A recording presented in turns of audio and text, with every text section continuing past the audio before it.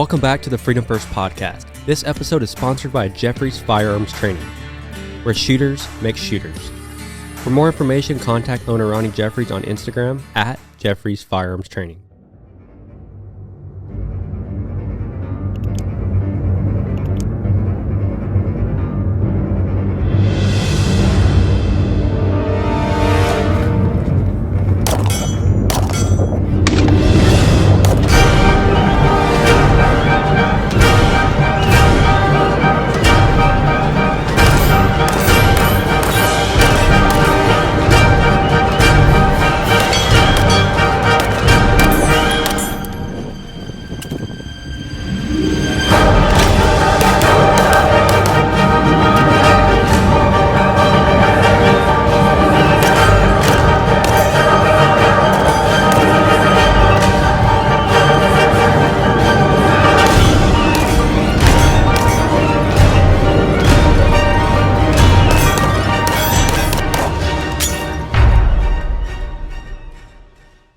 This week's guest is an educator.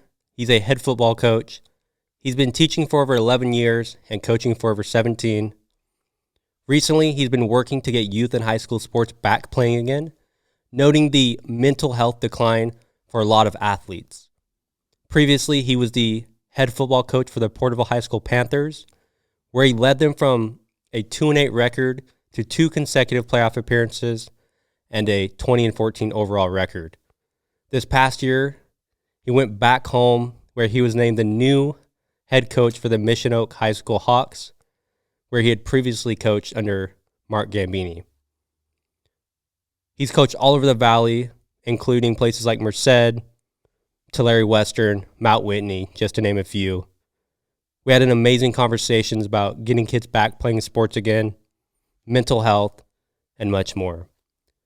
Ladies and gentlemen, I hope you enjoyed this conversation. Please welcome Coach Mike Machado.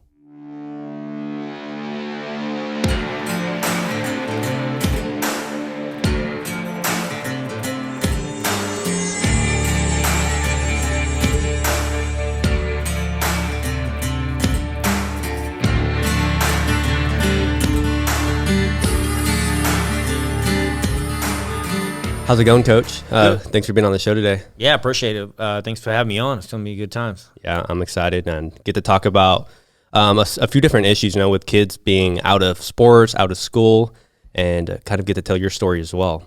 Yeah, definitely kind of run down the last 7 months or so. It's been interesting like everybody else. Yeah, yes, sir.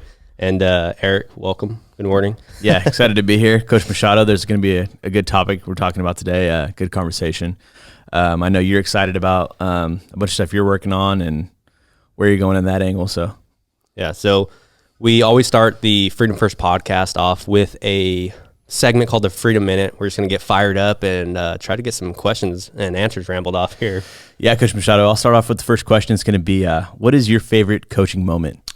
I think that our favorite coaching or my favorite coaching moment over the last few years was when at Porterville High School. Actually, I'd never been involved in the rival game. So first year we played it, and Menachie handed it to us pretty good, and I realized how important that game was, because for the next 12 months walking around town and just hearing it, one of the great parts about small town football is you don't necessarily know them, but they recognize you, which I think is funny. So, but that, I had to wait 12 months. So the following year we got into another great game in 18, and we ended up winning that one. And it was just fun to watch, because Menachie has dominated that rivalry actually for quite a while. And I think they're up like 10 or 15 wins, and Porterville had not won it in a while. And so I knew that it was just going to be fun once we did, catch that milestone, just to watch everybody. And so a lot of the coaches on the staff are alumni, and they've been there for 10, 15, 20 years of coaching. And I just, when the game was over, I just stood back and kind of watched, and you watch the fans and watch the players, coaches, the amount of excitement, that was there, and to to help them, achieve something like that was a pretty awesome moment. Just to stand back and just just watch and go. I'm just gonna see what this thing looks like, from the outside. So right. That was definitely a great coaching moment. Yeah, I remember when I went to Matchy, we just getting the rock. You go to the office and just looking at it. Just sometimes you just literally go into the office just to go look at that rock, and it's got the M's and the P's for all the wins, and it's just a good feeling because I think I was 1-1 in that game, and but when we had it, it was just that surreal moment, and you kind of think about it all year. Pretty much, that's pretty much your goal is to win that game, no matter how the season goes. Whether you're 0-9 going into that game or 9-0, it's just. That's just how you win that game no matter what. And it's pretty much seems like it doesn't matter. It really doesn't matter like how good the season is going. You know what I mean? It's just a 0-0 game, and it's an awesome feeling. So and football in general, the season starts the entire school year off, and it can be a good thing or kind of a slow start. So yeah, it definitely starts off the not just a sports season, but the whole school year, I think. No, it changed. I've been in education I've been teaching this as year 11. It completely changes the dynamic of the fall and the spring semester when you win that game on campus. It's amazing to watch. It's funny. You have less fights, you have less Fs, it's just nuts. Like you watch people react to the basketball. I had never been to a Wenatchee Porterville basketball game either, and those things are absolutely crazy. It looks like Duke, North Carolina for our gym. So, and whoever wins that, it's funny. The Rock seems to come up, during a basketball game too. So it's just fun to watch those kids, have that, amount of energy towards, winning or losing that game. Heck yeah.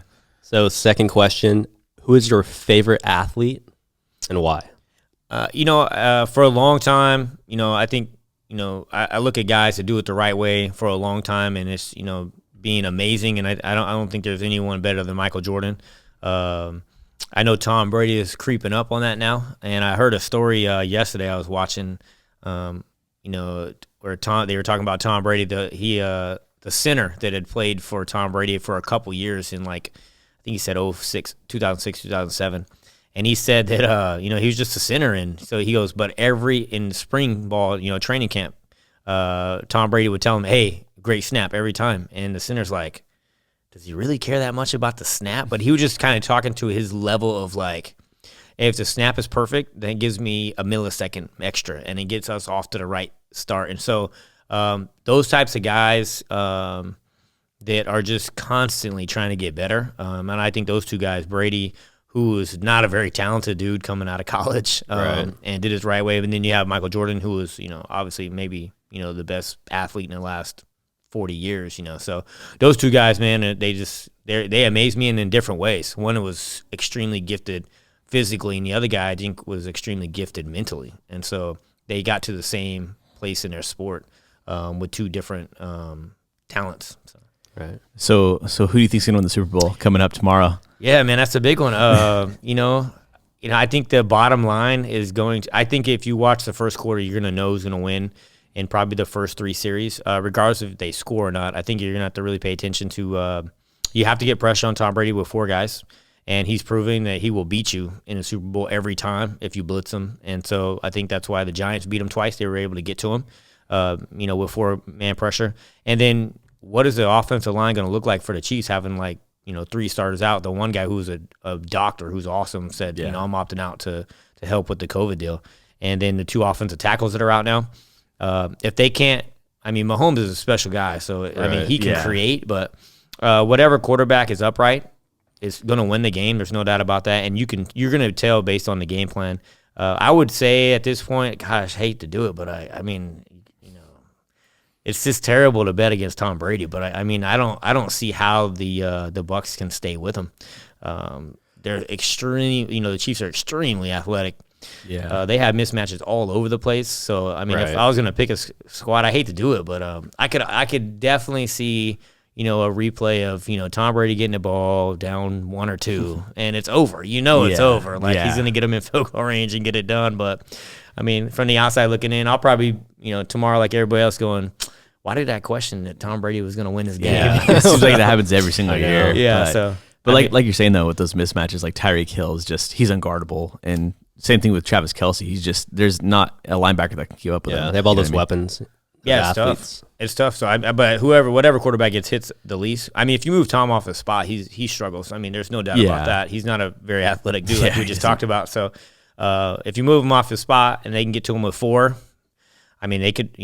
I would say this: if the Bucs win, it'll probably be, by a field goal. If the Chiefs win, they could win by 8 or 10 points. Yeah, that's true. I think that's funny. So the way that would work. Yeah. Heck yeah. All right. So last question we got for you, Coach Machado, is going to be, if you could have a conversation with anyone throughout history, who would it be and why? Yeah, that's, maybe Gavin Newsom at this point. But not. I would say that, wow, the guy that I would probably want to talk to just to have him walk me through his thought process. I think, a guy like George Washington or Abraham Lincoln, probably Abraham Lincoln if I was going to choose one. I think that for his time, he was, just a special dude, and he was able to withstand a lot of pressure. Obviously, he signed the Emancipation Proclamation to get those, the slaves free and break up slave states and create free states. But also, people don't really know about his background, how many times he failed and all the tragedies and him being broke and some mental illness. And so there's a bunch of stuff in his, if you've never looked, just look at, just Google it, Abraham Lincoln's, life. And there's some crazy things that's happened to him that he could just continue. I mean, he ran for office so many times and was defeated. And, I think that he was like, a modern day type of guy that, carries the torch, and you've seen a lot of carrying the torch in the last, year, almost a year now. So I think he would be definitely a guy that was appreciated because he did it, and he did it in a time that was obviously not easy, so I think he'd be interesting just to see what his mindset was, on a daily, about what was going on. And the communication was terrible back then compared to now. Right. So, trying to get your point across, it could take days to get a message, to a couple states, and now it takes milliseconds. So, and one thing that always comes into my mind when I think about Abraham Lincoln is there's a book, I think it's right there. Yeah. Team of Rivals. He brought into his cabinet people he knew disagreed with him, because he knew they would bring a different perspective and be able to keep him honest. And you don't see that much today. Everyone aligns with, who their belief sets and whatnot, but he went out of his way to bring people into a cabinet that he knew had a different perspective than he did. Yeah, how intelligent is that? When you look at it from a that angle, that's way super high thinking. Like, and coaches have told me, I've been around some great coaches. They always tell you, always hire coaches that know more than you do. And, I think that's, been part of, Mike's success as, a head coach is, hire guys that know or have been there or have done it, even if they've, people all the time go, oh, coach, why would you hire that guy? He was on a staff that was terrible. And I'm like, I want to know why it was terrible. Yeah. Because I want to know what not to do along with what to do, just when you win all the time, you're not necessarily, you don't have all the answers. When you lose, you have all the answers. So, and it's kind of funny because sometimes you hear about the perspective of you want to be the dumbest guy in the room, you know what I mean? Because you're around these individuals who have had that success and you want to learn from those guys. So it's never to be a bad thing to be the dumbest guy in the room, which is kind of probably perspective. That's probably ideal. Yeah, a lot better than being the smartest guy in the room. Yeah. Well, then you learn, like I've learned over the 17 years of coaching, when I go to like the AFCA convention, the American Football Coaches, big one, college and pro coaches from all levels and ranks, and you walk into a bar, you walk into just a restaurant, and when we were in Nashville or wherever we're at, Myrtle Beach or wherever. And those guys, you just sit down and shut up, and you just let them talk. Yeah, and you just listen. So you learn that you just be quiet and listen. Even if they ask you for your opinion, you go just real quick, and then just always my follow up if they ask me something is, well, what do you think? Yeah. I already know what I think I know, but tell me what I don't know. So right. So again, thank you for being on, Coach, and I want to kind of jump into how you've gotten to where you are today. You were just named the head coach of Mission Oak football team. When was this? Back in? I think it was maybe late June. late June, yeah. And previously you had spent 3 seasons as the head football coach at Porterville High School. That's correct, yep. Right, and where you were very successful.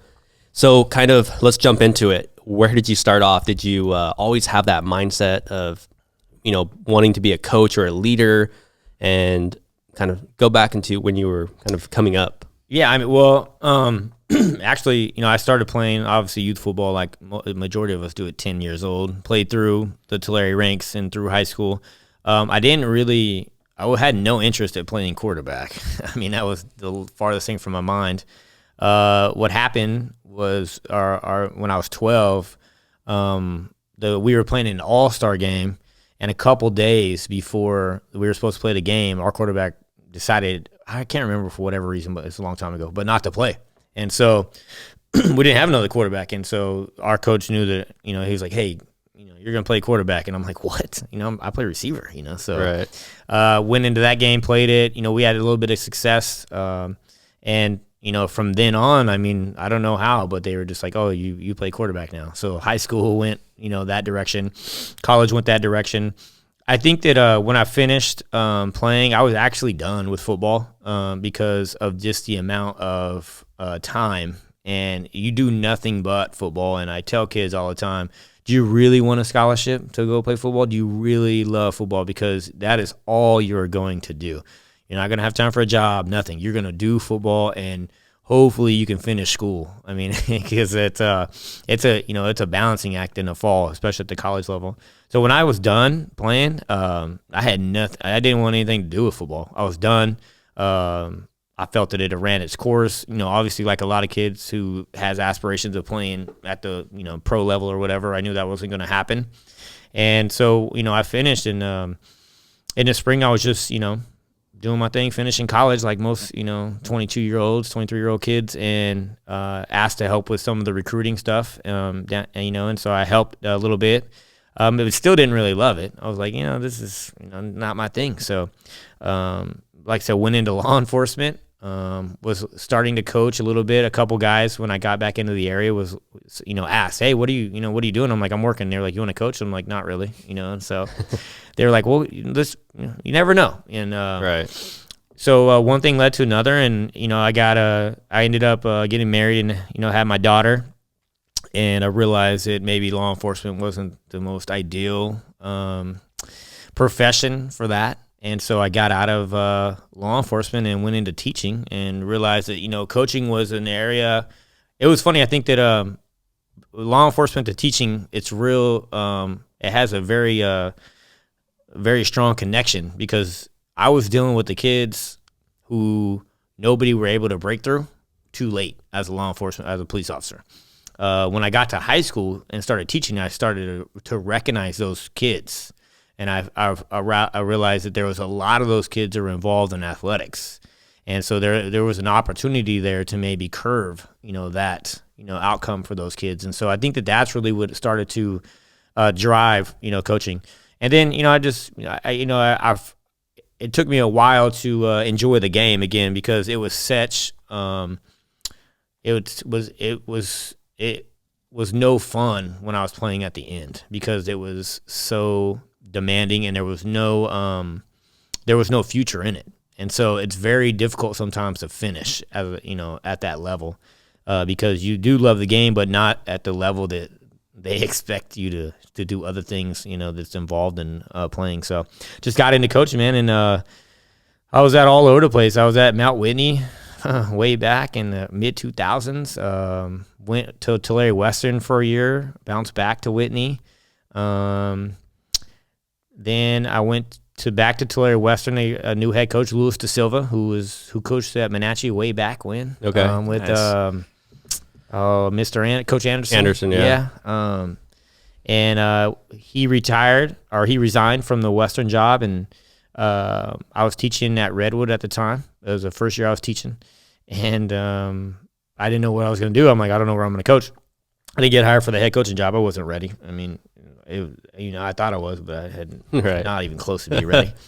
Coach Gambini, Mark Gambini, who had started Mission Oak, opened it up in 2008. And I jumped over there in 2011, and we had a great group of kids that came through, and Elijah Porche and Kevin Palma and a bunch of other kids. Yeah, we played against all of them. Leandre Jefferson. And, I mean, we had a good run of kids, man. And,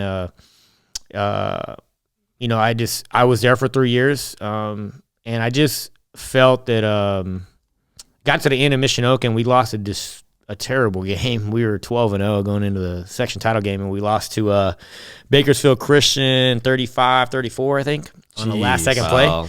And I would just you know, we had not lost very much those 3 years. I think we were maybe that year we went 12-1. The year before, I think we lost in the semis. I think we lost like 1 or 2 games. So we had lost maybe 5 games in 3 years. And so coming off of that season, I was just like, you know what? I need change. I need to, you know, which is just funny, you know, because you don't realize how hard it is to win until it's really hard to win. Mm-hmm. So I took a job in Merced because I felt that it was a brand new high school, El Capitan High School in Merced. And I was like, well, you know, it's going to be easy. We're just going to do what we did at Mission Oak, you know, and first head coaching job. And I had no idea what I was doing, you know, and it's funny how fast you grow up. I think it'll be 8 years ago. So I was 31 maybe. I thought I knew everything, knew nothing. Hiring staffs and new community and this tough. It was tough sledding, and we got destroyed for a couple years. And the third year I was there, we were turning it around. They decided they were like, hey, we're going to go in a different direction. And you're like, all right. I mean, what are you going to do? So, you know, I resigned. So, they were going to fire me anyways, but they said you can resign if you want. So resigned, and I didn't know what I was going to do. You know, I knew I still wanted to coach, and the Porterville job popped up, and I'm like, you know, I think the only time I've ever been in Porterville was when we played a game, you know, so I drove down and, you know, talked to Chris likewise, and, you know, he kind of turned me on to what it's going to be like, and he was dead on, you know, everything he told me was pretty much true. And got down here, and I think, you know, our principal was awesome, Jose Valdez and Brian Hill. The Hills have been in this area for, you know, 100 years. Relation to me, actually. Yeah, and, you know, those guys, and, you know, his brother was a baseball coach forever. And, Mike. Yeah, so we turned that place around. They built an amazing weight room, and I was coming in just as they were finishing it, they maybe had been working lifting in there for like the spring before I got there. So came in, and, you know, just, you know, I knew what I did wrong in Merced, and I knew what we had done right in Mission Oak, and so I kind of married those together, and, you know, obviously it worked. So doesn't mean I know what I'm doing still, but I mean, it worked. Yeah, you've been successful. Porterville, so yeah, I mean, that's kind of been the journey. So, and then now now I don't know, really, now I'm back to not knowing what I'm going to do, because I've been coaching for 17 years now, and something I never thought I was even going to be interested in. You know, it consumes you, you know, I think for me, I've thought, you know, over the last couple of years, because of just the grind, that, you know, it would be nice just to take a year off, you know, just in my mind, but you can't, because if you take a year off, you got to resign. And then if you resign, you got to find another job. So it's not like you can just like, hey, can we just pause for a year? So when this thing kicked off in March, I was like, hey, you know, I'm not terrible. I mean, we'll be back, and maybe we come back in the summer. So it was a break for me that, you know, probably was needed just for me to understand that I still love it. Still having good impact on kids. And, you know, it's definitely something I'm probably going to do. I would say, you know, like I said, I'm going to be 40 in a couple weeks here, but I probably got, I would say maybe 10 years left in me as a head coach. At 50, is, you know, I don't know, we'll see, but I could see that, you know, starting to wind it down. You know, because you know, it's just a lot to it. And there's a lot of things that, you know, no one, you know, gets to see that you do from an administrative level, fundraising and, you know, booster stuff, boosters and constant parents. And I think that that's probably the biggest grind is, you know, I know what it's going to look like, right? Because I've done it for 17 years for an athlete who comes in as a freshman and leaves as a senior. I know what it's going to look like. If that's a parent's first kid, they have no idea what it's going to look like. And so they struggle through that, you know, 4 years. And I understand that this is their first time and it's my 18th time. So there's grace in that, more grace in me now than there was. Right. Why isn't my kid playing? Right. And I understand that more now.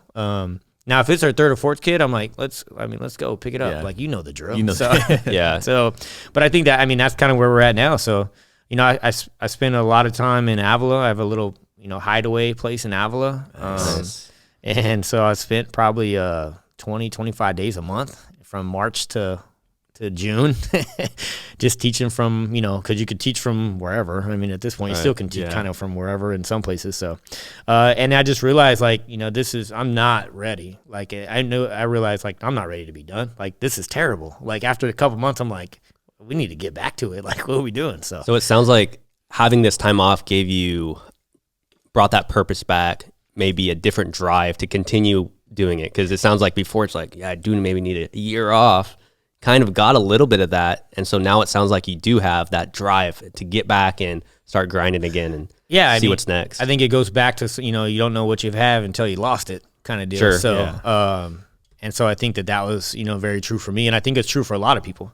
I think the best part about this thing is when we will play at some point. I mean, we're going to play, but when kids are like, I don't want to go to practice, I'm like, really? Like, you don't want to go to practice? Like, I could see this is going to be, I mean, I'm going to stand on this platform for 10 years. When in 6 years, when no one remembers this thing, they're going to be like, Coach, practice? I'm like, really? 6 years ago, like, they couldn't go to practice. Right, they were told they can't go to practice. I mean, this is a perfect platform for coaches for the next decade. You know, to go, man, what are you talking about? Like, you know, get up and get here. Like, what do you mean you don't feel like it? You know, so it'll be fun to use that as a platform. Teachers too, like, because I know a lot of the kids like, I want to go back to school. So it's like, when you come back to school and like, I want to go home. Hey, wait a second. Isn't that crazy? Remember that time? Yeah. Isn't that crazy? Kids are gonna be like, yeah, I want to go back to school. I'm like, what? And then they're like, I'm going to ditch. I'm like, ditch? Like, you know, you ditched the entire last year. You know? You got a pass. Exactly. You got to chill at home as much as you wanted to. So kind of one of the questions I had for you is, so switching schools, you pretty much go into this whole different job. You don't know any of the faces, any of the kids. How do you rally those kids behind you to buy into your program, buy into what you're doing? So you're pretty much starting at the ground zero. And for me personally, you know, I could speak pretty much like when I had Coach Likewise. If he was to leave, I don't think I could buy into someone else's program. And you've had to do that on multiple occasions. How do you get those kids to kind of rally behind you? So I've developed some things that I know now works. When I went to Merced, I just basically took what I thought would work. And obviously it didn't take as well as I wanted it to. So when I came to Porterville, there were, you know, I really kind of looked at the area and I started to realize, like, what type of kid am I going to have? And I think that that's important to understand where your kids are coming from. And so, you know, I went out to, you know, that first year when a couple players were like, hey, you know, I'm working this weekend in the fields. I'm like, for real? Like, what does that look like? And they were like, well, come out. And I'm like, I'll be there tomorrow. So you just kind of go and check it out. That's like, cool. Yeah, and you're like, dang, awesome. Like, this is grinding. You know, so like when our kids would come to, you know, the summer, like the summer's the worst because, you know, they can work during the week. You know, they don't have to just work during the weekend. And so when those guys would get there and they'd be like, you know, they're struggling in practice because they're gassed. You know, they've been up since 5, you know, and that it's work out there. I mean, it's physical labor. And they get to me at 4, you know, they're gassed. I mean, they've been after it for 11 hours. So there's grace in those areas. So you start to learn, like, hey, you know, guys are just struggling in the weight room. And I'm like, hey, man, can you here's like $5. Can you go get me a Gatorade and get you a Gatorade real quick? Don't worry about the rest of this last 10 minutes. And so I know, and they know I know why I'm sending them, but nobody else knows. And so those are the types of the relationships you have to build with guys, because those are going to be the guys that stand first. So there is a process of weeding guys out. I mean, there's no doubt about that. When I got to Porterville, the structure of the program was not, you know, suited for winning. The weight room was not a priority. Discipline in the classroom was not a priority. You know, doing the right thing all the time was not a priority. And so you see that real quick, and you just, you know, you hit them really hard. You know, you go, this is how it's going to be. You know, this is the expectations. And that first year, you just hold it. Like, there is no exceptions. I mean, so, you know, if you can't do this because you have other engagements, I'm okay with that. And I'm still going to say hi to you on campus, but you can't play football here. Like, that's just, it's not going to work. And so that is part of that initial, process. And then going to Mishanoka is kind of funky now because, like, I haven't had that yet. We had like 2 weeks of practice before they shut us down in July. Like, I just took a couple weeks because remember, usually July is our dead period. Right. But when they suspended everything, there was no dead period, no on period. So we took a couple weeks and we had kind of established some basics, but it was all on the field. It's not in the weight room. And I think everything for me starts in the weight room. And then we had probably 6-7 weeks of practice. I think we started in October. We went all the way through October, all the way through November. And then we wrapped it up that first week of December because we thought we were going to play, right? December 7th. Right. And so everything was established on the field. And once I got the kids back in a 2-month period, grades went up, all of a sudden, we teach them, there's a process that we use. It's a PSA chart. So it's who you are as a person, student, and athlete. They carry that chart with them every day. It's a self-reflection chart. So we teach them how to circle or X out that every day as who are you as a person today, student, as an athlete. They have to give their position coaches examples of it at the end of practice. Hey, what'd you do as a person today to be a good person? And it could be small stuff because I tell them everything inside that gate, they own it. So if you walk by a piece of trash, that's on you. It doesn't have to be your trash, but you walked by it, so that's on you. So just a lot of it's a lot of mental, just developing them mentally to think the way I think, trying to make them think the way I think. And you have it when they start saying things that you say to other players. So then you're like, okay, this is taken. It works. So that's going to be a process a little bit for Mishanoka because I don't know what this thing's going to look like. I have a gut feeling that we're probably going to play 4 or 5 games because we're getting some movement. And we'll talk about that, I'm sure, here in a minute. But I think that's really the game is to try to they're going to take on your personality. And you guys played for a guy who has a big personality and coach likewise. So, you guys take on his personality in ways that you might not even notice. And so that's what, he's been successful because, he's been able to get that done and get 16, 17, 18-year-old kids to do that. So that's why he was successful for so long. If you're a guy that works hard, then your kids are going to work hard. If you're the guy that kind of slacks off, then your kids are going to slack off. That's just, that's the nature of the beast. So. Right. You watch what your coaches, your parents, everyone, and you become that at a certain point. You become who you hang around with. And I think it's a big thing for kids. Watch who you do hang around with you because they will influence you if you like it or not. Yeah, and I think that's, like I said, coming back to why coach forever, and I think that's the gap. There's not a watch me do it the right way household for everybody. It's just it's not built. People say that the family dynamic is different now. Yeah, but I don't know if it was really much different from the 70s, 80s, 90s. They say it is, but I grew up in those times.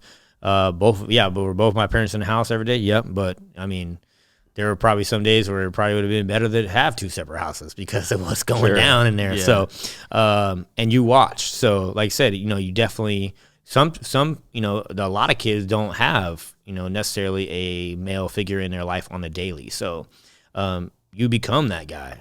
And it's and you have to understand that as a head coach, you like it or not. Like they say for athletes all the time, I don't want to be a role model. Well, sorry, you are a role model because, we, have created that, idea and platform for, I don't know why, celebrities are terrible, right. Role models, but for some reason they became that. So sorry, that's who you are now. That's what you get to be. So might as well embrace it and do it the right way. Right. So I don't know if you kind of briefly talked about it, but what was that transition? You left Porterville. So what was the reasoning for that? And then now starting this year. Yeah. So, people can figure it out if they want, but I got divorced in 2017. I have a daughter who's now will be 14 in the summer, and a son who will be 9. And I think that a part of that in this March, April, May, having that time off, you're like, man, what else is going on? I've never looked up for 17 years. I've never looked up. It's crazy to think about that when you never stop and go, what's going on with the rest of the world? You're just trying to win football games and do it the right way. So when you get a chance to look up and you start to go, okay, this is what I'm saying. This is what I'm doing individually. what are the people like that are my actual kids, you know, because people have to say that to coaches, and you'll get to notice that. You go, hey, how your kids doing? I'm like, hey, we're good. You know, we're in the weight room every day. So you have to say, like, how are your like actual kids? Are your kids, how are they doing? Oh yeah, you know, Addison and Drew, yeah, they're awesome. You know that, you know, they're doing this or that or whatever. So the Porterville, I think the biggest challenge at some school districts is what level they embrace athletics, and it's for multiple reasons. So it depends on what how the district feels, you know, about things, and then sometimes it comes down to how the school site feels about athletics. Obviously, Porterville High School, you know, they built the weight room, they redid the field house. I don't know if you guys have ever been in it, but it's pretty awesome. And so they've done some things facility wise. The biggest challenge is help on campus. And I've learned that I can't do it all. Like, you will burn yourself out, especially when you get to somewhere at the beginning. The first 18 months are absolutely brutal. Like, you just are constant because you're having to build a foundation. So the first 18 months will grind, you know, will wear you out. So, but after we got to that point, you know, when that second year we went 8-2, you know, we lost a terrible game in the first round, you know, as a 1 seed. You know, I said, hey, I need some help on campus. I'm starting, you know, I've got it to this point. I need some help. And then we had positions that were opened naturally. And, you know, we put candidates in front, and I said, I need some help. Like, you don't have to hire all these guys, but I need one of these guys. Like, I don't really care which one it is. And it just didn't come to fruition. And so you start going, okay, like, how much longer can I do this all by myself? And so when Mission Oak came, and the athletic director, the funny part is the athletic director and the principal got hired like during this craziness. So It's kind of nuts. And they had, you know, the athletic director coached with me way back. And before I left Mission Oak, he was the head JV coach. And so we were talking, he was like, what would it take? You know, and I said, you know, certain people have to be hired. Like, you know, you're going to be the AD. Cool. You know, let's see who gets a principal job. Like, let's see where we're going with this thing. All the pieces, you know, to the puzzle. And so we kind of had conversations with the principals, and I said, you know, 1 and 2 here, I'm good. 3, I'm out. You know, so just depends. You know, so a lot of things had to fall into place. So the principal fell into place, the AD fell into place, and I go, you know, the big thing that was crushing me was I have to be at Porterville at, you know, well, the weight room started at 7 a.m. We had a 0. And I've been trying to get rid of that. I'm like, I don't want 0 anymore because I can't do anything else. You know, I can't have my kids in my house during the week if I have to be in Porterville at 7 a.m. and I can't drop them off at school in Visalia until 8:20. Like, how is that going to look? Yeah. You know, so I just, you know, that was part of that process of I need 3 periods of weight room, which they gave me, and I don't want to start until school starts, which is in Tulare, 8:30. And so I knew that would allow me to, you know, take my kids, you know, to school in the morning and drop them off and then show up to work and be all good. I'm not rushing anywhere. I don't have to, like, you know, go 1,000 miles an hour. And so I think that was probably the biggest push, was the only way, you know, they weren't willing to move that 0. They're like, that's just how it's been. And I understand that. I mean, there's things around that. So, you have to make a decision, you know, and I've made a lot of them, you know, in the coaching world, and I've left places, you know, because or sometimes, you know, like in a Merced case, you know, they asked me to leave, so I left. But most of the time, you know, I'm going up to a place that is either going to be better for me or better for people around me. And so I think that this was not necessarily a job that was better for me, like from a professional standpoint. I mean, Porterville would have been easy to stay. You know, Hector Nava was coming back. You know, Isaiah Ellis was a junior. There's, you know, all kinds of pieces that are there and the program was in place. Really, it's a business that's running every day. You just show up and make sure it still stays smooth. So from a professional standpoint, this could have been a terrible move. But from a personal standpoint, it made all the sense. And I don't think I would ever have looked up. So that's why I think is ironic with this deal is if COVID doesn't hit, I probably am still at Porterville, which is crazy. Right. So, you know, that's kind of, and we're going to see how this thing works out. You know, you never know. Like, you know, I left Mission Oak and came back, so you never know. Who knows what the next 5 or 6 years hold. So, right. So let's jump into it with COVID this year. How's that looked? I know we're still not playing sports. I know this has had a major effect on you, the kids, students. So how's this look since you did get hired at Mission Oak? Yeah, so I mean, obviously we had those, that 8 or 9 weeks of practice in late fall, getting ready for the spring. Then we got shut down again, and that's when really we started to get involved.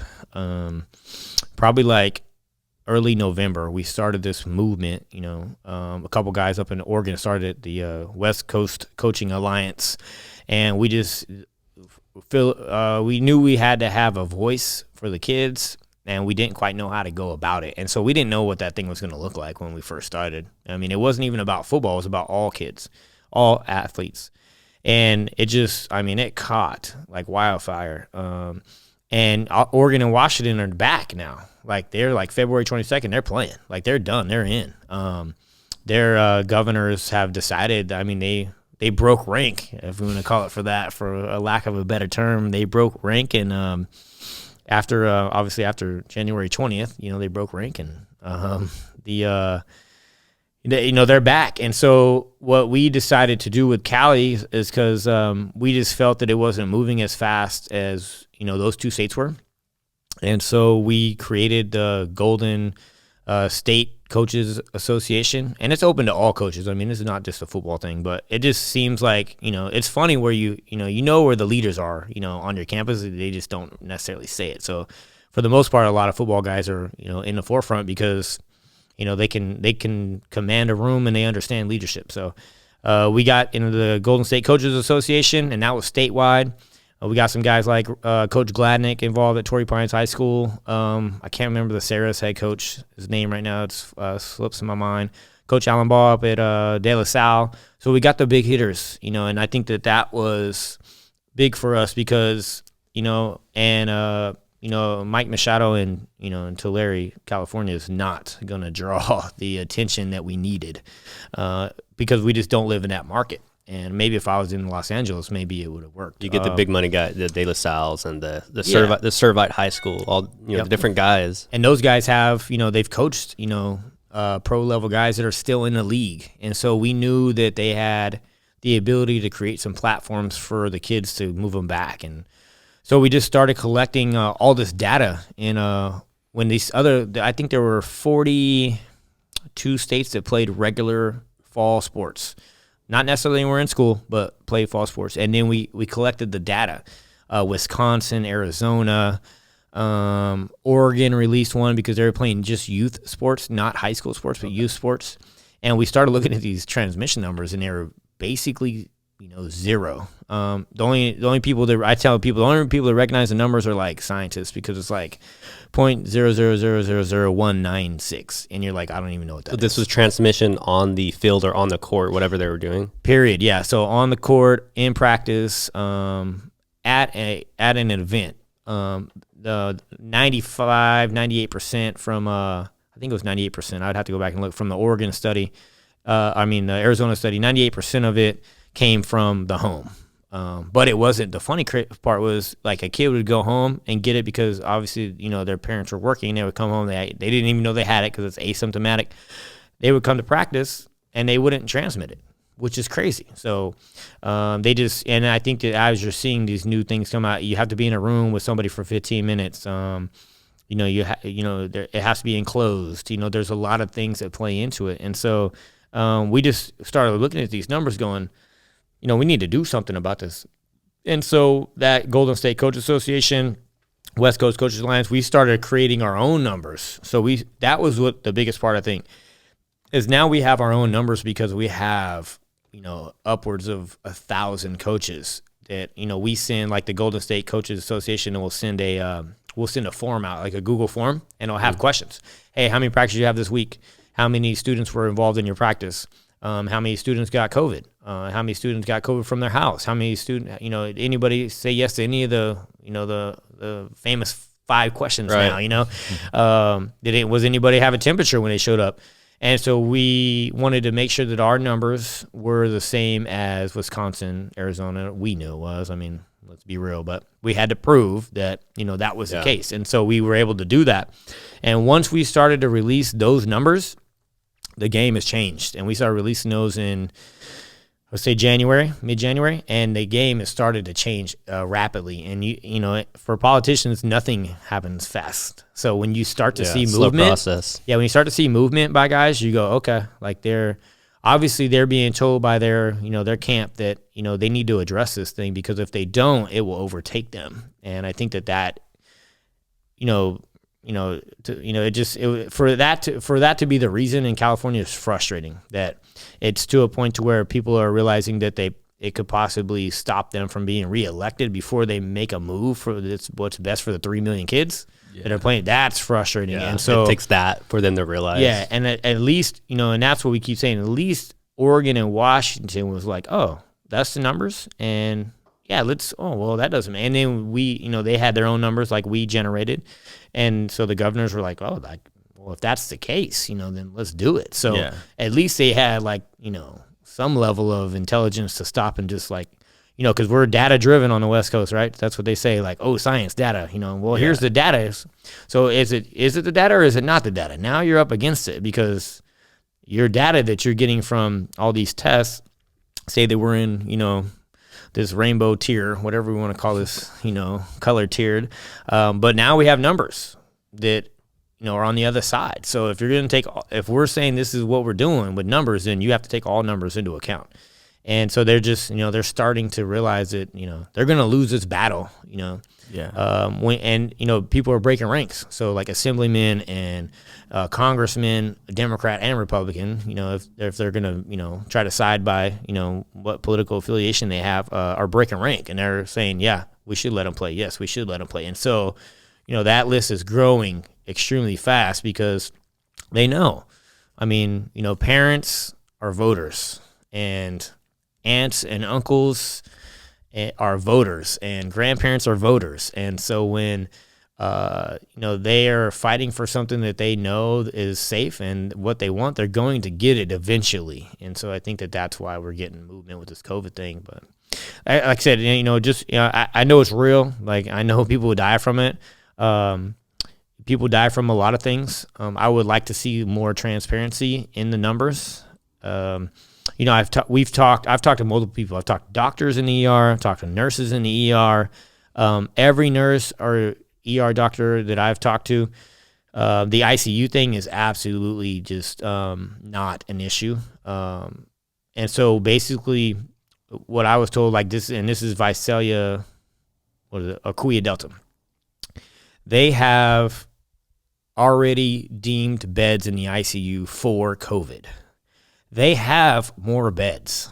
And so when we started this lockdown in, I think, December, when we locked down for a month or 5 weeks, it was about the ICU bed space. So when I talked to multiple nurses and doctors, they go, no, we have 10 beds that are dedicated to COVID. We have 30 beds, but we've only dedicated 10 to COVID. So when they say that there's only 2 beds left, well, it's 2 of the 10 that we've dedicated. There's still another 20 ICU beds. So it was really 8 out of 30, not 8 out of 10 that are taken. Yeah. And so that becomes more frustrating, because that information is not being disseminated in the correct manner. And so that's what they locked us down for, And so I think that in itself is why are we, and if you could answer this question, we'd probably all get elected, but why is the information always siphoned? And why is it just not what it is? And that's frustrating for football coaches. You know how we are. So we don't operate like that. Right. We want to know what's messed up because we want to fix it. So if there's a problem, let's fix it. If there's not a problem, or if you told me half the problem, then I can't solve the problem. So that's kind of where we're at right now, as far as the COVID thing. Right. And so what have you seen with the students? I mean, obviously you are, coaching these kids. You're speaking with these kids. They're at home. Not interacting probably like they should physically and mentally. What effects has this had on some of those kids, those athletes, whether it's in football, volleyball, basketball, whatever it is? What have you seen from those kids? Yeah, so a couple things. One, we see them every day, but guys just don't want to turn the camera on. I mean, it's a daily battle to get kids to turn their camera on. They just don't want to do it, and I don't know for what reason. Why? Whatever. And I'm not gonna stand. I'm not dying on that hill. Like, if you don't want to turn your, whatever. Don't want to turn the camera on. Don't turn it on. I don't care. Just do your work. So we do have conversations now in the athletics period, or the weight room period. When I say turn on your cameras, all the cameras turn on, because that's a different relationship than it is from a student teacher than it is a coach player. So, and we're just guys just, a lot of guys just don't get out of bed, man. They're just, they're just hanging out there, all day. And that's not good for the body. I mean, the body's not made to just, lie still. So it's just constantly trying to motivate them. The motivation is gone. A lot of guys, I would have never graduated from college without football. There's no way. It would not have happened. Because the groups that I were my friends on the west side of Tulare were not going to be it wasn't a conducive environment to graduate from college. So the reason I graduated from college is because I left. So, and football kept me on track.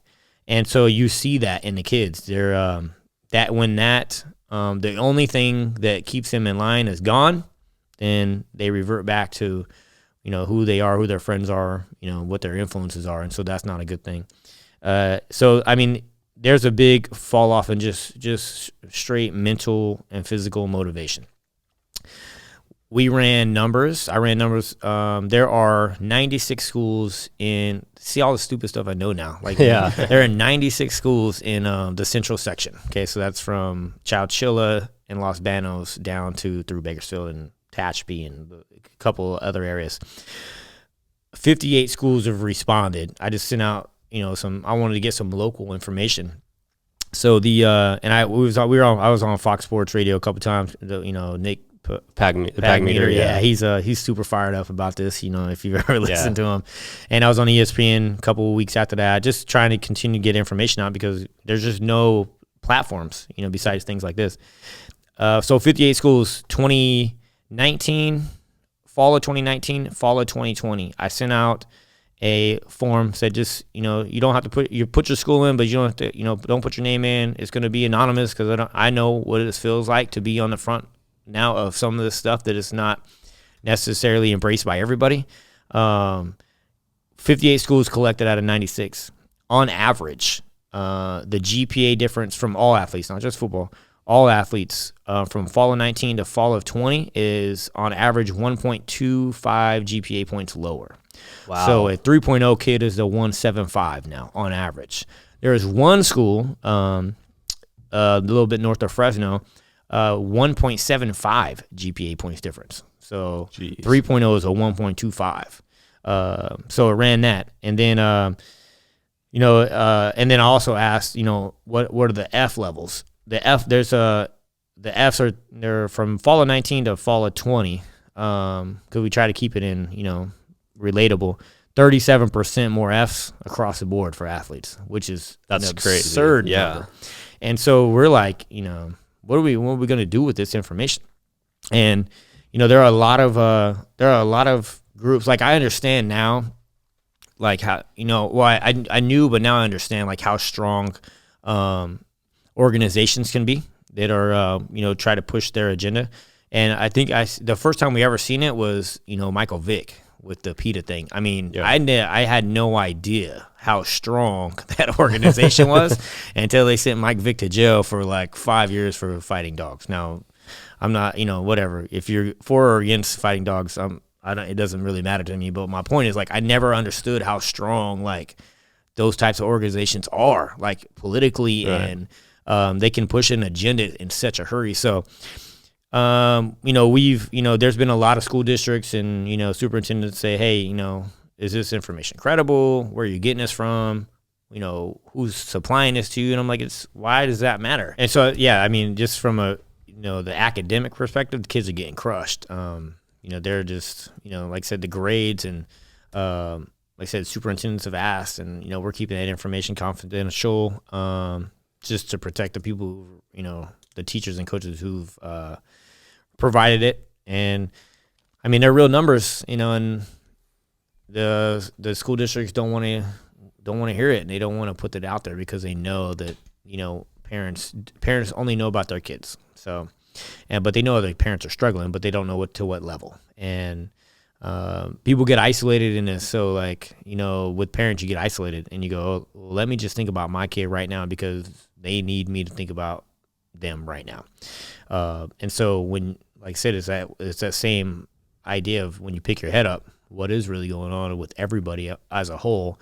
And that's all we're trying to do. We're just trying to make sure that, that information is getting disseminated in a way that everybody has access to. So, yeah, I mean, but I would, now knowing now with the grade part, because I could tell you that it's not just athletes. Like if the athletes are this bad, then the average student who just goes to school but doesn't necessarily love school, right, there's gonna be way worse than where they're at 100%. right now. So yeah, I mean it's tough for kids right now. Yeah, and like you said, those athletes, they have that purpose still a little bit. They can still see a little bit of glimpse and hope, whereas the regular student that isn't an athlete, they don't have those outlets right now. They don't have those platforms. And I think I seen a study.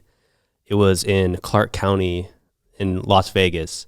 They couldn't link it the suicide rate directly to not being in school. But I mean, since there's so many things going on with the pandemic, but I think they decided to open back up because there was such a spike in suicides among school age kids that they were like, there's a problem here. We need to open back up. That's true. Yeah, they did. They opened up directly as a result of some of the suicide rates that they were seeing in their youth. So that is true. They did. They just said that we're just going to open because we don't know. I mean, we have a pretty good idea. We're 95% sure that that's probably what's causing it, but right, because it's hard to directly connect that since there's so many things happening during a pandemic. But I mean, you could kind of get an idea of what's going on there. Yeah, I mean, it's if it's a mouse, it's a mouse, man. If it's a rabbit, it's a rabbit. That's the only thing that's changed, right, in the last 2 years. So it's probably has a somewhat direct relationship to that. Yeah, Clark County. I mean, it's happening. And now, I mean, the biggest issue, which is a shame, is the teachers union. Now the teachers union has gotten in our way. So I think it's just so silly, man. Like, so coaches are not necessarily like the average teacher, when it comes to like their views on the world and life. And so now we're fighting against ourselves. Like it feels like we're winning this battle with the politicians, which is absolutely a ridiculous battle. And it takes forever. And you have to get so many people behind you before they'll even like acknowledge that it exists. Now we've got them to acknowledge it. And now they're going, okay, we better open schools and, get these kids back. And now we're fighting against ourselves. Now the teacher's like, well, what are all these protocols? And you're like, come on, like, we've already like crossed. If this is gonna be a mountain behind a mountain that we couldn't see, I mean, we're never gonna get there. So that's become the new frustration. Right, and kind of going forward with the teachers unions, and I'm not going to speak too much on that, but like you said, there is kind of that mountain behind it.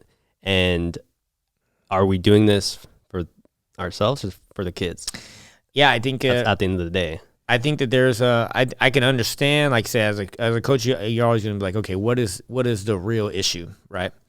So I think there's multiple things. One, teachers are parents. So my school that I work at can't open before my kids' schools open because I don't have nowhere to put them. So that's issue number one, right? Issue number two, teachers don't retire until, upper 50s to mid 60s. So, and let's be honest, like not everybody takes care of their body in the same way. Yeah. So, I mean, if you drive through, Taco Bell and you read the little sign on the window that says this food will cause you cancer and other, health issues, and you eat it anyways, and I mean, obviously you're not worried about that. So, but this is, if they're older and they're out of shape and they don't take care of their body, then yeah, it's more of a threat for them. Part three, maybe they do have an underlying illness that is related to COVID that can cause them trouble. So that's another. I mean, there's so many different avenues of reasons why people will be like, I don't want to come back until X, Y, or Z happens. It's very difficult to solve that problem because it's not just like, I just really think that we should teach from Cabo for the next 3 months. I don't think that that's necessarily like one of the avenues. My mother who's, in her late 70s lives with me because of, for whatever reason. So, I mean, there's just so many parameters. I think that we need to. I think that and it's coming. The vaccine is teachers are getting pushed to the front of this thing. So once teachers, now that I would say that would be the time. So get teachers vaccinated. It takes 28 days or whatever to get both. So get the teachers in now, and then 30 days get the second boost. And just go like a Friday, and then 28 days later, whatever that is, which is a Wednesday or whatever, get the second one, and then open this thing up the following Monday. Like that's going to be the only way that this thing gets done, because they're just continuing to stand on things that make sense. I mean, it's hard to argue, but it's just frustrating because you're like, well, let's just play ball then, and because and you're seeing it like the club scene is out of control with club football and club sports. So we're gonna lose this thing if we don't hurry up. And if we lose athletics at the high school level, it's going to be really difficult to have a successful school. I mean, people can argue till they're blue in the face that school's about academics, and I agree, but kids come to school for ASB, band, choir, athletics, clubs, socialization, eating with their friends. I mean, they come to school for all those things. Yeah. They get an education while they're doing those things, but majority of kids come to school for those things. Yeah, motivating factors of playing sports or interacting with your friends or being ASB, and while doing those things you enjoy, you are learning leadership skills and probably learning a lot more than in the classroom, arguably. Yeah, I mean, I still haven't used algebra, man. I'm trying, but I still haven't used algebra. 39, trying to find a spot for it. So someday we'll figure it out. Yeah. Well, the other part too, like I'm like, how, like, okay, so like say our med kids, our science kids, like there's no biology labs you can do at home. There's no chem labs you can do at home.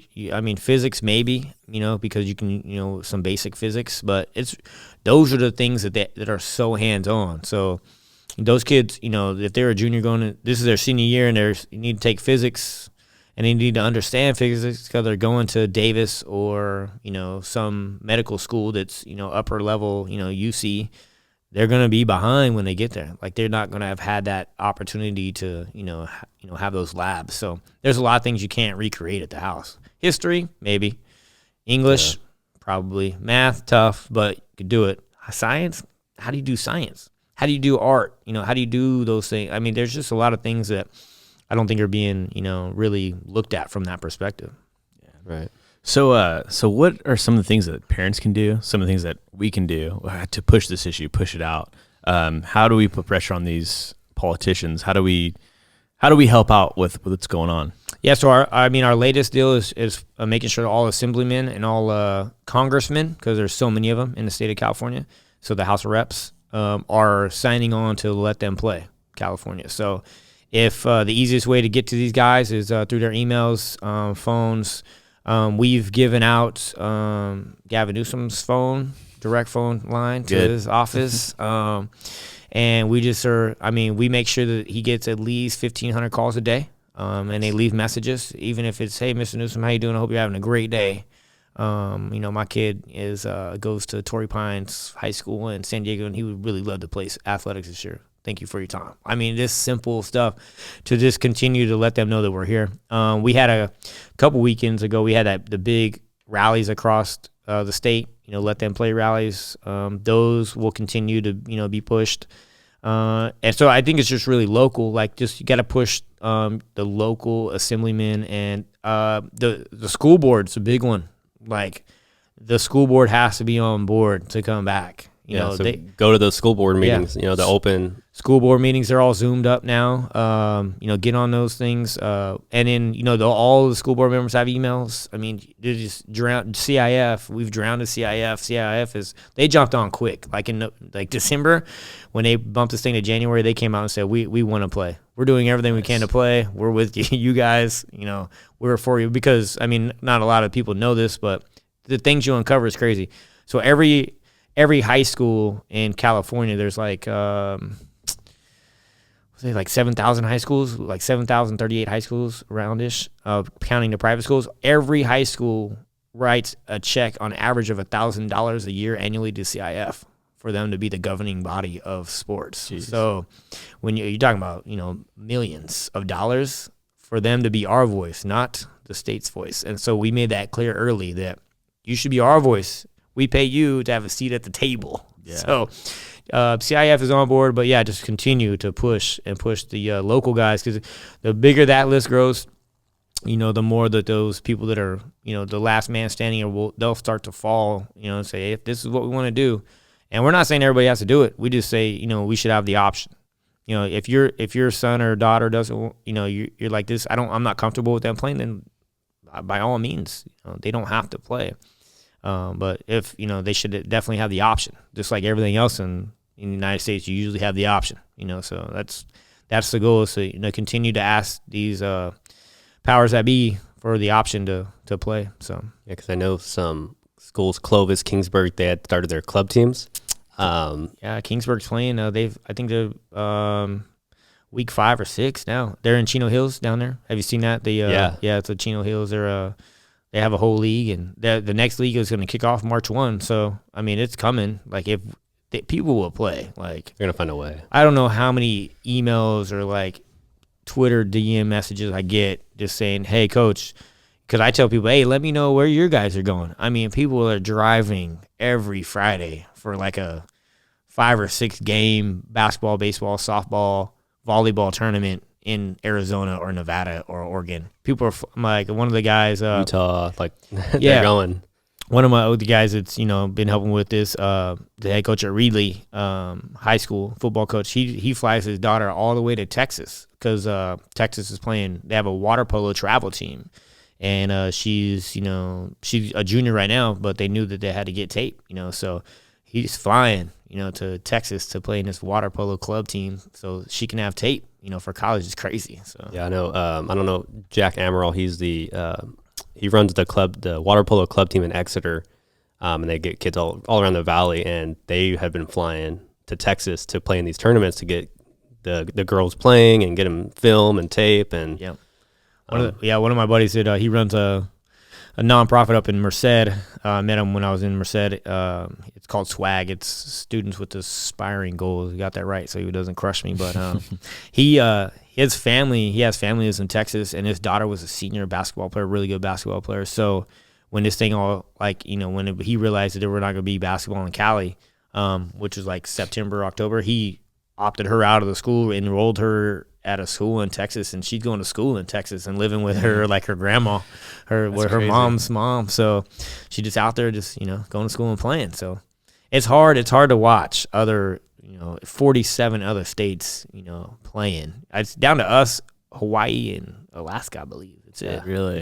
I think you guys are on the verge of doing good work. Yeah. And I had just seen on Twitter, I don't remember who it was, and this is not just this kid, but there's been multiple kids saying, before this, going to my sophomore year, because it's almost been like 2 seasons, right? Well, I mean, not well. If you're really, if you're a spring guy, yeah. If you're a spring guy, baseball seasons, basketball, kinda, like, they're good, but no looks, no campus visits, no offers, and these are D1 caliber guys, basketball players, baseball players. So no offers, no looks, no campus visits, nothing. And they're they're seniors now. They're not gonna.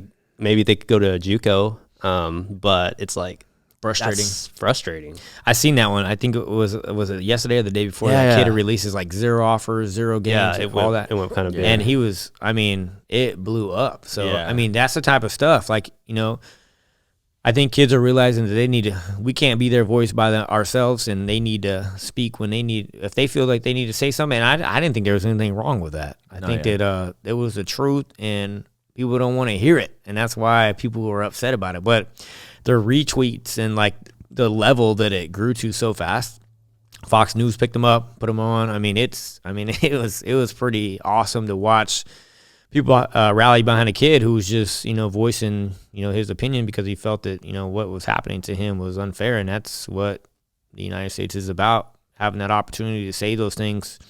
Regardless of what side of the platform you're on, you should be able to always be able to say what you want, as long as it doesn't incite riots or violence or anything like that. I mean, there was nothing wrong with that at all. It was just his take on what was happening in his life, and that's what I think is frustrating, is that, like, we just throw these numbers out there, and we just everything is a number, and we forget that behind all these numbers are kids and parents, actual kids that have to get up every day, actual parents that have to try to figure out ways to keep their kids motivated. I mean, it's real people that are, getting absolutely crushed right now. And there's this, I'm a fortunate person that, it doesn't, it affects me in a lot of ways, but there are other people that's way worse. Like, I still have my job, and it didn't affect me financially. I mean, a couple of dollars. I tell people all the time, they're like, "Oh, you lost your stipend?" I'm like, "Yeah, but I lost that 3 cents an hour job, man. It's just crushing." I mean, that's about what we pay. We figured it out one year. It was like 3.5 cents an hour. It's absolutely bananas to coach. So we don't do it for the money, but yeah, like I said, there's a lot of other people. They like it feels like it's continuing. Like not from a political standpoint, but the 11,000 people that lost their jobs on the pipeline, and you're like, dang, what are they going to do now? Yeah. It just feels like the scales are tipped in a manner that we're creating more havoc and less solutions, and that's super frustrating for me because I'm not a problems guy. I'm a solution guy. So let's look at this thing and let's get it fixed. But it feels like we're sliding. We've been sliding in one direction for like almost a year now. So that's the frustrating part. Yeah, but it sounds like, you guys are finding some solutions. You've collected the data, and it sounds like things are starting to roll forward a little bit. Yeah, I mean, anytime that, you didn't hear one peep out of Gavin Newsom on a news conference about sports until maybe 2 weeks ago. And then the other day came out and said, we hear that football wants to play. Yeah. So if we're getting direct airtime from his mouth without it being a question, then it's pretty good. Yeah, He's so doing something right. It's taking a while, man. Coach Gladnick and Coach Allen Ball, those big hitters, man. They have enough guys, with them to to create some. Like I said, the Aaron Rodgers dude. Aaron Rodgers said, "Why are we not playing LeBron? We can play basketball in a different state. We can't play football in Cali. What's going on?" So that's where the pressure's coming from. I'm hoping tomorrow too. We have some feelers out, and we're just trying because tomorrow obviously the audience is massive, and so we're just trying to we're hoping that some of the athletes that are behind this thing is continue to use their social media platform, and we're hoping that maybe a couple of the those tweets get picked up during the game. With the announcers and hey, this is what's going on in Cali. It's crazy, huh? Because I don't know if everybody knows like. I think sometimes, if you're playing, you're not paying attention. Like, if you're in Texas, you're not paying attention. Right. Yeah. They're not playing? Exactly. Yeah, you're like, what? I thought everyone was playing. Well, I thought everybody was playing. Yeah. Yeah, so, that's kind of the, like I said, head down. People don't look up very often. When you do, you go, oh, man, that's crazy. I've been head down for so long. I'm not, dang, Cali's still not playing. What's going on? So, yeah. I think the biggest thing that, like what you said, is just having that choice to play. You know what I mean? Just giving the kids the option or the parents the option, whether they decide to do it or not, but just having that there and just that, whether you opt your kid out or not, but just giving them the opportunity or, just that choice. And, I think that's the most important part, I think, just having that option. So one of the questions I have for you, Coach Machado, is you were talking about maybe you have 10 years left. That's kind of, your kind of goal. But what's next for you? What's the ideal situation for you coming up? After in the next year or so? Yeah. Or just your ultimate goal as a coach. I mean, like I said, I try to create opportunities for kids, but also I'm looking at myself going, what am I going to do with this downtime? So probably like a month ago, reached out to Coach Burkett at College of Sequoias, and I'm like, hey, you need help with anything? Like I'll volunteer, And so we got to talking, and he was like, yeah, let's get you on. So I just started helping with some administrative stuff. He had never been a head coach before. He was a special teams coordinator at UNLV, and he had been a couple other places, Cornell and a couple places, but never a head coach. And so just kind of, sounding board for him. And what do you think? And he's a super open guy. And so we kind of started that type of conversation. And then, a couple of weeks later, now I'm, one of the guys that was coaching quarterbacks, Kobe Hunter, who coached at San Joaquin Memorial for a couple of years. He took a Division II quarterback's job in, North Carolina. So he was like, hey, we need a quarterback's coach. And I'm like, well, all right, let's do it. So that's kind of what I'm doing now. I'm enjoying it a lot. The recruiting part is, like we were talking about earlier, it's crazy. Just talking to kids and from a different perspective. And what their thoughts are about college football and how they think it works, and trying to help them, let them know how it really works. And so I think that's where I'm going. I mean, I don't really have any like, you know, I'm going to be this by this point. I've learned, you know, as I've gotten older that it doesn't work like that. You can have a goal, but I mean, I seen like a little meme. It was like, you know, how it was like a kid on a bike, and it was like how you see your life, and it's like flat, you know, and then and then on the other side it's like how God is going to show you your life is, and it's like peaks, valleys, you know, fires, you know, broken bridges, you know, and that's really what life is about. So you just try to create, you know, I'm just trying to create, you know, avenues and kind of see where this thing goes. My daughter's we're going to be 14 in June, so she's going to high school, so that's obviously going to be you know, something that'll have my attention. Is she an athlete too? She's been playing tennis, and she played volleyball. So I think that she will. And I'm you know, I try to keep her involved in stuff like any other teenager. So I'm sure that will, you know, come to the forefront a little bit for the next 4 years. My son's got a little bit longer. He's only 8, so he just does whatever all the time. He can still play. Like I watch my son going, dang, I remember like when you could just like, what are you gonna do today? I'm gonna play, and you could like for real play for like 8 hours, and you didn't even know what you did. Like you're like, you know, those days, you know, those days are awesome. So I think that's probably in the forefront more of anything is, you know, what is my daughter gonna do the next 4 years, and she's got some plans from, you know, on the medical side, I would say. So I don't know if she's gonna be a doctor or whatever, but. I just tell I tell my kids all the time, like, you know, it's always one up, you know, so you're not going to be necessarily a teacher. You need to one up. So let's find something that you enjoy, that you can make an impact, you know, and that, you know, that it's good for you. So that's what my parents were born here, but my grandparents were not. So they were born in the Azores, and you know, so it's always been like, hey, you know, they rode a boat over here with nothing, you know, and got all the way to Cali and tried to figure this thing out. So, you know, it's always leveling up. And so I tell my kids all the time, you know, you can decide to do whatever you want, but you need to level up. And, I have student loan debt because that was the only way I could do it. I told my daughter, you know, I got your junior college, and, you know, we'll figure out what we need to do for the second 2 years. And so make sure you don't have any debt. You know, we'll figure it out, whatever we need to do. And so when you have kids, you know, you should be thinking like, well, I know college is paid for because my parents paid for college. So I need to be like, well, here's, you know, a down payment on your first house. Here's 20%. You know, when you go to buy, my grandkids, you know, that should be the goal, is to continue to push that process forward. So I think that she's going to consume a lot of what's going on in the next 4 years. So I'll probably be a little head down with that stuff along with football.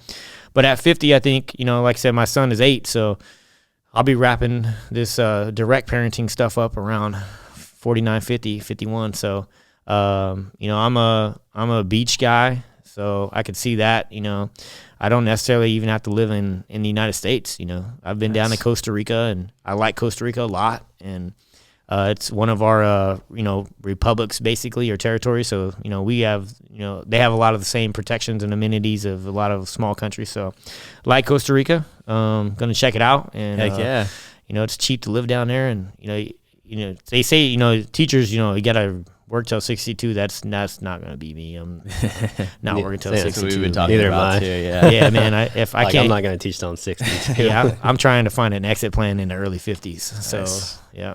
That's kind of going forward. I mean, that's long term, but you never know, man. I might win the lottery or something. You know, you never know. You probably will. Hey, cut it loose at 42 or 43. I have to start playing it. I mean, if I'm going to win, that's right? true. Yeah. So, Have you spent time in the Azores? You know, I haven't been ever back. So that's one of the trips that I'll probably take in the next couple summers, just to check it out. You know, I've never been back there, but it would be fun though to go and check it out. Do you have any family that still lives back there? There's still family. It's just so distant, you know, that, you know, I mean, right. a lot of our family stayed there. It was Souza and Machado on both of those sides. So there, and Lils, there's some one of my great grandparents were Lils. So there's definitely family still there. They were the smart ones and stayed. So just, you know, hang out on the island all day. You guys are pretty much all like all the Portuguese around here, pretty much all related in some way. Oh yeah, like my great grandparents stopped in Chino because Chino, they said Chino kind of looked like, it had the same feel as the island, just not in the island. So if you ever go into Chino, like it feels like the valley, which is kind of funky. Right. Yeah. Like there's a bunch of room out there. There's dairies and stuff. You're like, this is Los Angeles. What the heck's going on over here? Yeah. And so, and that's why I think we came up here, because my grandparents were like, they opened a small cow and then goat dairy way back in the day. And so that's what brought them to the valley, because they were able to, have that opportunity in the valley, not in Chino, because the land obviously was way more expensive at that time. So a lot of them moved like Anaheim area, like where Disneyland's at now originally, right? And a lot of them have kind of transplanted different places. Yeah. Just because of land, like you said. Yeah. Well, and I always ask, like, why Los Angeles? And they were like, well, that's where the bus stopped, like when they got off, to Cali, they were like, go any further. You're stopped. You're like, all right, I guess this is how it's going to go down. Like if they were like, if it would have stopped in, Sacramento, probably would have been in Sacramento. So that's interesting how it works. It's crazy to think about. Well, I guess this is what it's going to be, So the bus stop here. All right, guys. We're going to set up camp here. We're in California. Go find a dairy and, get to work. Heck yeah. Yeah, I think it's safe to say that me and Blaine are huge advocates of what you're doing. We're huge supporters. Yep. We were in those kids, shoes. We were in those shoes not too long ago. I don't know what I would have been doing if I wasn't playing football. So we're here for you 100%. We'll do everything we can, put this message out for you. We appreciate you being on. This has been awesome. So yeah, appreciate the time, man. It's fun to kind of.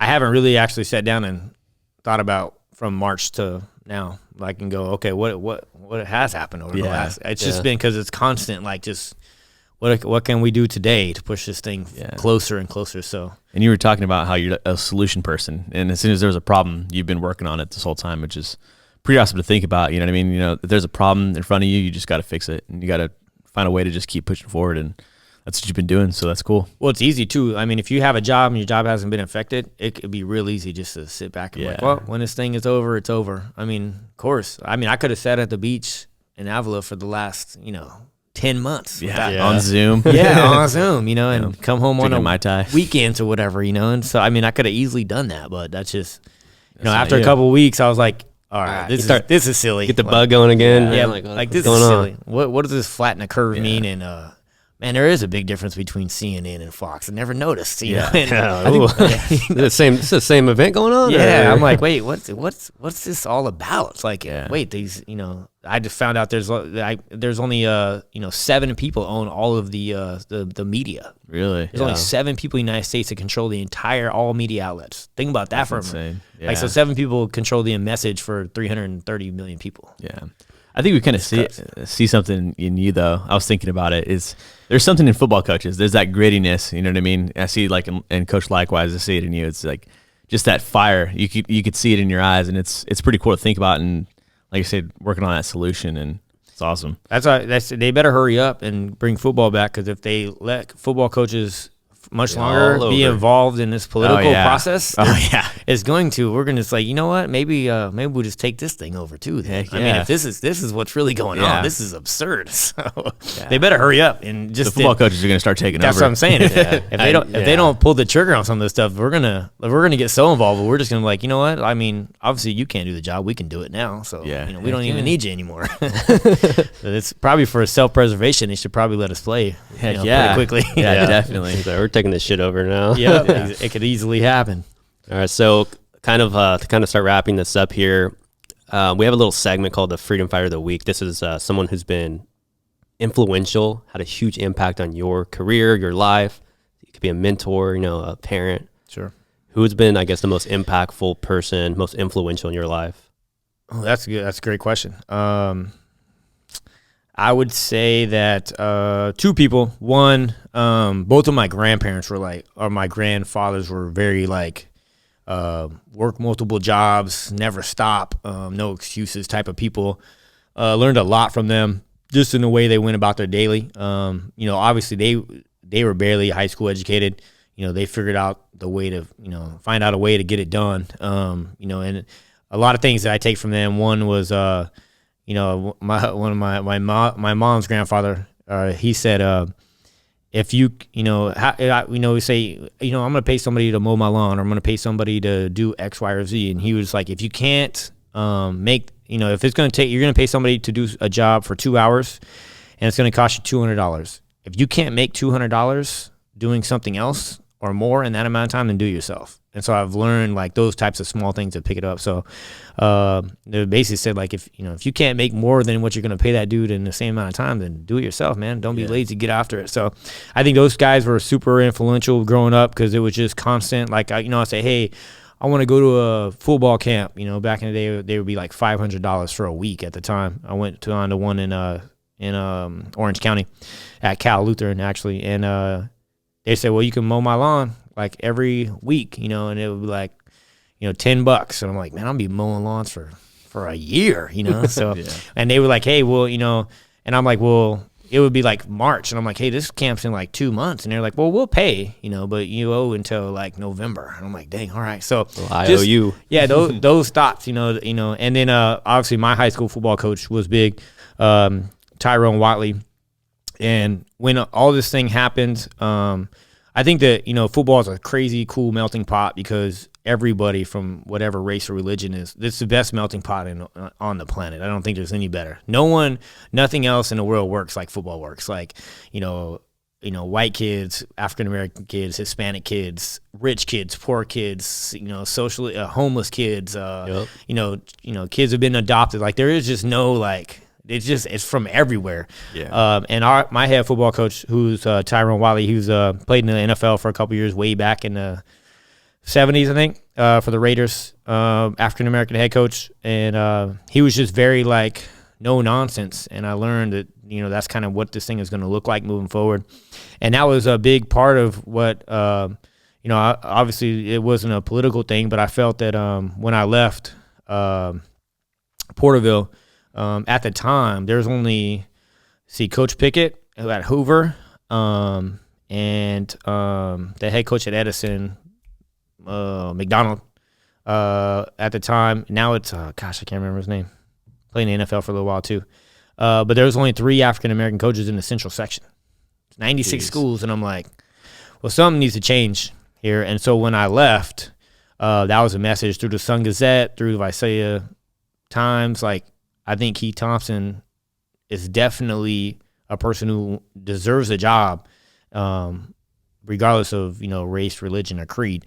And so that was a big push because I felt that, sometimes there are other agendas that get overlooked because the bottom line is, and it's frustrating to think about it, but I think our minds are set in a certain way that when you interview somebody, you kind of hire people that are similar to you, and without even knowing it, and it's subconscious. And so, I think that was important. And I think that Coach Watley was a big proponent of that, of, it doesn't matter who you are, what you look like, you should have the same opportunity across the board. And that's, that was one thing that I pushed this summer when I left. I said, Keith Thompson should get this job. Keith Thompson should get this job until, they heard. I don't even know if that had any effect on it at all, but obviously he was the best candidate. But I didn't want to see him passed over for something like that and he was kind of, I don't know if I want to take it or not. And I'm like, you need to take it if they offer it to you because in this community, you look at across across all cities. And he has 2 young sons.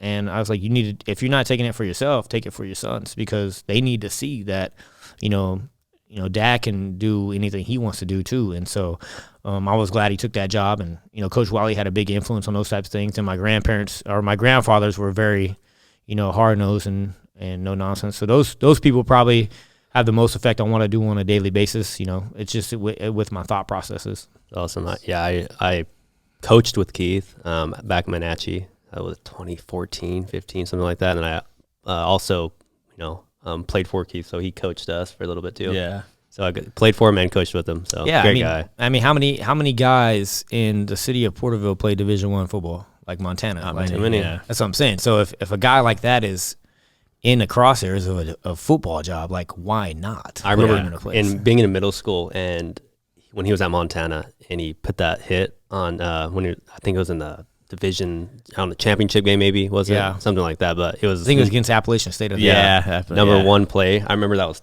talked about everywhere. We were all proud. You guys see that? Sports Center? Yeah, Sports Center number 1 play. Just nice. He crushed that. He still thinks he can do it, but I don't know if he can. We'll see. He's a good dude, though. And those are the types of things that like, I very rarely voice my opinion, but when there are situations like that where I feel that, there's a possible opportunity that is going to go to the wayside, then I think that, those platforms were made for those platforms. I mean, there's only 96 head football coaches in the Valley, man. That's a big area. And so, like I said earlier, regardless of if you want it or not, you're out in front of the community and you're a role model, and what you do, people will watch. And you make a small mistake and it becomes Porterville Recorder or Visalia Times real quick. And if the the golf coach, which I coach golf too, but if the golf coach does that, it's probably not going to be in the Porterville Recorder. No one heard about it. Yeah, so that's a great part about small high school football, small town football. It's it's definitely a community based thing, and I think he's the perfect guy for that job too. Yeah, I was talking to you know Mike Cooper up at Buchanan. He was the head coach at he was the offensive coordinator at Clovis. He's an OC at Buchanan now. Oh, okay. So I was talking to him, and he was kind of talking about how, man, like, it's tough coaching in certain places, but then you go up to like Clovis. Man, like, yeah, I mean, like I said, there are a lot of places have some unrealistic expectations. But he said it's the parents, like, if you don't win, hey, well, there's no tenure there. Saturday, Sunday, man, like, your phone's just blowing up. Yeah. People, hey, like, wanting you fired already. It's like, that was only one game. Yeah, we're 9-1, coach. A couple years ago, we were 8-2, and we had beat like all the Visalia schools, and we were playing pretty well. And those calls and that is probably one area that after getting to know Marty Martin, and he was coached at Tulare Union, and had to end up going to Kerman, but was at Clovis West, I believe. First year won a championship, second year lost in the finals, fired. Jeez. And we kind of throat. Yeah, when we kind of talk about and it was basically over like a kid that a pretty predominant parent whose kid played quarterback, but they just weren't. They were the second guy, like he wasn't the best guy, and so they had some pretty deep ties in Fresno, and so that was. But I mean, after him talking about Clovis Unified, I'm like, yeah, no thanks. Yeah, I'm like, because there is no. You never get over the hump in Clovis. Yeah. Like, the expectations are they're a 9 out of 10 every year. And when you hit the 10, like, it doesn't buy you a 7 the next year. Yeah. Now it might be like a 9.2 next year. So it's like Alabama, Nick Saban's like, if you don't win a championship every year, it's like, it's absolutely. Yeah. I mean, you see it in college. I mean, the difference is in college football, you fire a guy and, you still owe him $10 million over the next 2 years or something. So in high school, they're like, hey, go, you need to move, so. But Clovis used to do some crazy stuff. Like, I mean, I know guys who got houses and, all kinds of stuff. Vacant houses, just, I mean, no one even living in them. They were just given. They were given houses. They were given. Nuts. Yeah, they attract. That's how they attract someone. That's why Coach Martin is here. I mean, he was from the San Diego, LA area. So that's the only reason he was at Clovis Western, because the deal was so good. He's like, I got to do it. So, yeah, I heard some stories where they were having to basically hire people to go around and check on these houses, because they were finding houses, they were going into them vacant, and then eventually people started putting like blow up mattresses and stuff in the houses, and they're like, no, like, there's nothing in there, like, no one lives there. It's like, have you seen that, or you seen the show Friday Night Lights? Yeah. Same thing. It's crazy to think the booster about. Clubs, man. They're sitting on the map, and they're going, well, when we build this second high school, like, we can't give them this area because these kids, so let's draw it around this area. And we're like, nuts. The booster club is doing this? Where's the school board at? Yeah. So, yeah. All right. Awesome. Well, thank you, Coach. And where can, I guess, our listeners reach you at, contact you, or some of the work and data that you guys have collected? So, I mean, obviously our Twitter account, my Twitter account is open at Coach Machado. I think Facebook was probably the easiest for people. If they just join the group of Let Them Play California, that's a pretty massive group, and it's the latest information. We're pretty good at getting it out as soon as we get it. So if you have any of our social media accounts, West Coast Coaches Alliance on Twitter, Golden State Football Coaches Association is a little bit tighter because we've just reined it in a little bit, and so because of what you deal with on a political side, we've learned that we can't just be we're like 90% transparent, but there's some things we got to hold back. But we are giving the correct information. We're just not giving it all at the same time. Gotcha. Because there's a way that you disseminate information, I've learned politically. So but the Facebook one is good, at Let Them Play. My Twitter account, Coach Pickett's Twitter account, Hoover High School. He would be good contact for the Central Section Coaches Association. If you want information that's coming out of there, those guys, Coach Pickett. And then if you want the state level, it's Coach Gladnick on Twitter, and he's down at Torrey Pines High School in San Diego. He's spearheading this entire return to play from the state level. So, and then just keep calling, Gavin Newsom, and we posted those phone numbers. Yeah, and everything your on local there, so. assemblyman, Local congressman. assemblyman, yeah, and you just keep up with us. Like I do my best to get it out. Another guy that's good is the Fox Sports Pag Meter does a good job. Yeah. We give him information on a weekly, and so a lot of the information that he gets, that he has is coming directly from us. That way, we can continue for him to push that message. We've given it to ESPN Radio. They're ESPN Radio's.